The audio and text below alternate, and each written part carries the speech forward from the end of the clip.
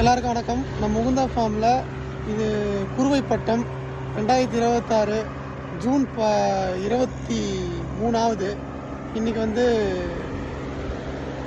டிராக்டரால் உழவு ஓட்டிகிட்ருக்கேன். டிராக்டரால் உழவு ஓட்டிக்கிட்டு அப்படியே கூடையே மாடை வச்சு பரம் பிடிச்சிட்ருக்கேன். கிட்டத்தட்ட இந்த வாட்டி ஒரு 7 ரகம் பயிர் பண்ணியிருக்கோம். ஸோ சின்ன டிராக்டர், இந்த மாதிரி சின்ன டிராக்டர் வச்சு ஓட்டும்போது நமக்கு உலை அதிகமாக விழாது. இப்போது மாடு வச்சு பழக ஓட்டிகிட்ருக்கேன். தெரியும் உங்களுக்கு. இதில் நம்ம அன்னமழை நட போகிறோம். போன வருஷம் அன்னமழை நட்டோம், அது பூரா காலி ஆகிடுச்சு. கிட்டத்தட்ட 3/4 ஏக்கர் நட்டோம், 35 மூட்டை அறுவடை ஆச்சு. அது ஃபுல்லாக ஒரு வருஷம் கூட ஆகலை. இன்னும் சொல்லப்போனால் 7 மாதம் தான் ஆகுது. 7 மாதத்துல அந்த அன்னமழைக்கு ஃபுல்லாக காலி. ஸோ அதனால் மறுபடியும் இந்த துண்டில் அன்னமழைக்கு நடலாம், ஒரு 1/2 ஏக்கர் நடலான்ட்டு பார்த்துட்ருக்கேன். மாடு வச்சு பல பிடிக்கிறாங்க. சும்மா அருமையாக இழுத்து தள்ளுறாரு. டிராக்டர் கூட இந்த தள்ளாது. இந்த மாதிரி அதுதான் சொல்கிறது.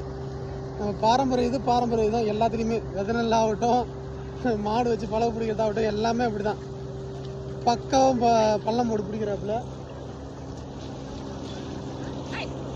7 வெரைட்டி பாரம்பரிய நெல் நடுறோம் இந்த வாட்டி. அன்னமழைக்கு இங்கே காட்டு யானை 60ஆம் ஊர் ஒரே தூணில் நட போகிறோம். அதுக்கப்புறம் மேலே வந்து பூங்காறு, அதுக்கு மேலே மைசூர் மல்லி 1 ஏக்கர் நடுறோம். 3/4 ஏக்கர் பூங்காறு நடுறோம். பூங்காரெலாம் ஃபுல்லாக காலி ஆகிடுச்சு. அதுக்கப்புறம் ரத்தனச்சுடியும் வருமானு தெரியல, அதனால் பார்க்க போகிறோம்.